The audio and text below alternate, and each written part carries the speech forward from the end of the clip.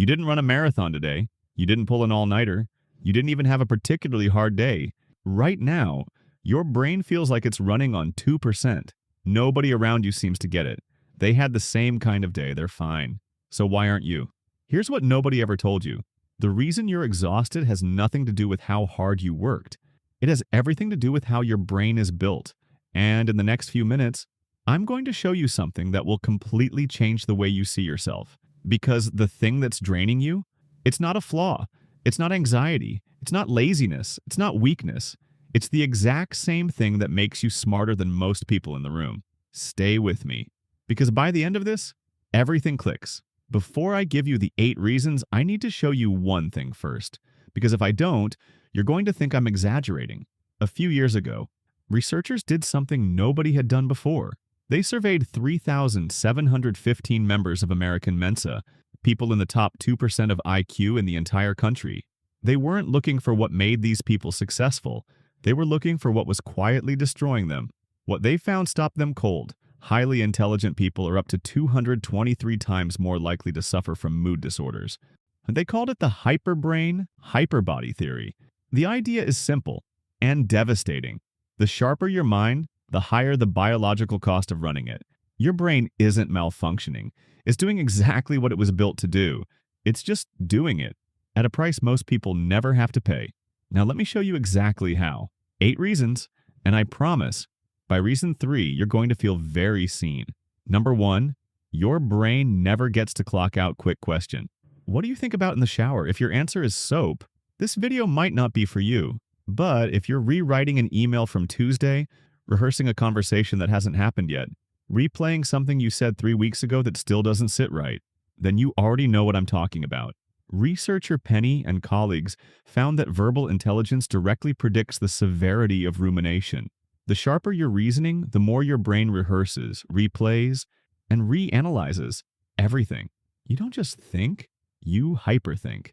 And hyperthinking burns fuel at a cellular level, even when your body is completely still. By 6 p.m., you haven't just lived your day, you've lived it, and then mentally relived every version of it.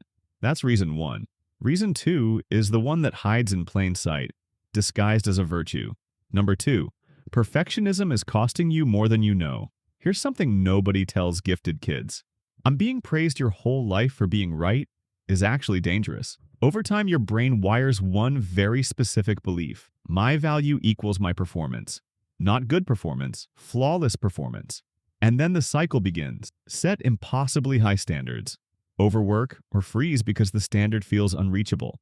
Fall short because the bar was never realistic. Criticize yourself harshly. Set an even higher bar to prove yourself. Repeat, forever.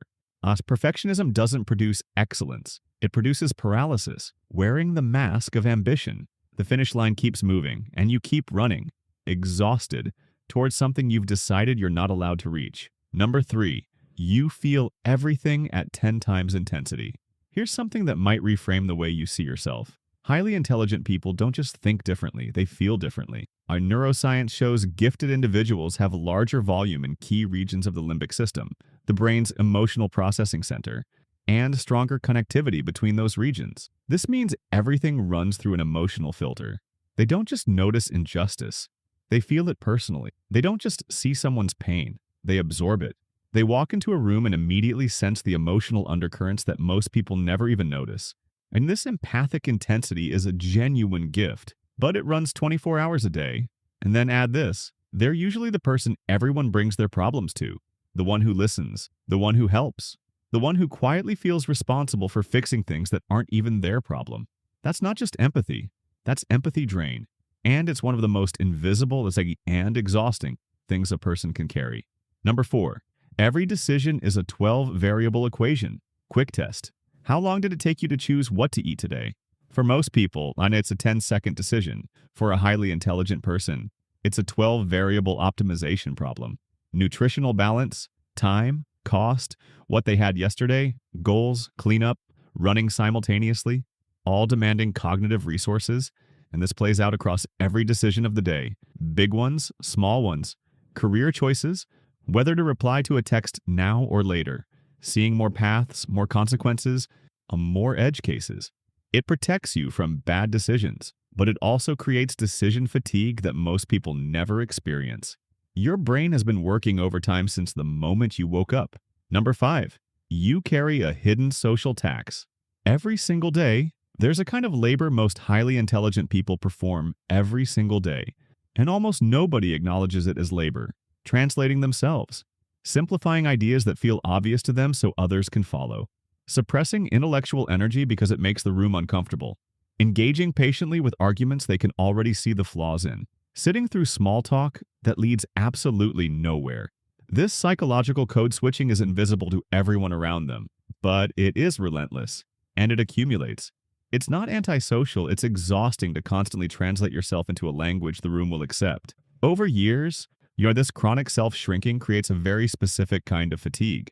The fatigue of never quite being allowed to be fully yourself. That's a weight most people never have to carry. Number 6, they carry unprocessed thoughts. All day long, imagine a storage room. Every single day, new boxes go in. Old ones never leave.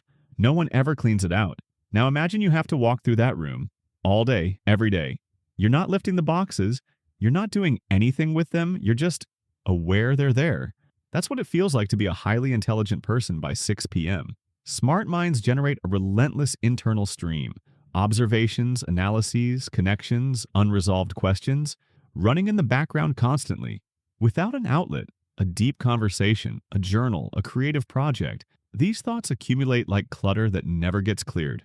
You end the day exhausted not from what you did, but from everything you carried. Smart people don't suffer because they think too much. They suffer because they think without a place to put their thinking.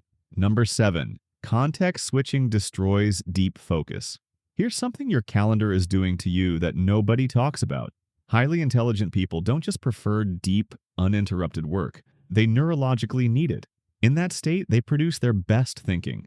They solve things nobody else can solve. But every time you switch tasks, even for 30 seconds, your brain leaves behind what researchers call attention residue. A ghost tab, still open, still consuming fuel, even after you've technically moved on. For high intelligence minds, this residue costs more than it does for average thinkers. The deeper the focus, the more expensive every interruption becomes. And by the end of a fragmented, notification-filled day, they haven't done deep work at all. They've done shallow switching, dozens of times, and their brain is completely drained. Number 8, high working memory equals more room for worry. The last reason is the one that surprised me the most when I first read the research. Working memory, the mental workspace that holds and manipulates active information, is a core engine of intelligence. The bigger it is, the more complex the thinking it can support. Here's what researchers discovered. People with high working memory can simultaneously hold more anxious thoughts during high-stakes situations. The same mental capacity that makes them exceptional problem solvers gets hijacked by worry, self-doubt, and worst-case scenarios. The mind that can hold 7 variables to solve a complex problem can also hold 7 simultaneous reasons why everything might go wrong. More mental workspace, more room for worry, more exhaustion. And that's how the most capable minds in the room often end up being the most drained. Comment below, which of the 8 reasons hit closest to home for you? I read every single one, and your answer shapes what I make next. Now you know why most exhausted people are exhausted, and why yours is different. You're not tired because something is wrong with you. You are tired because something is very right with you, and nobody ever taught you how to manage it.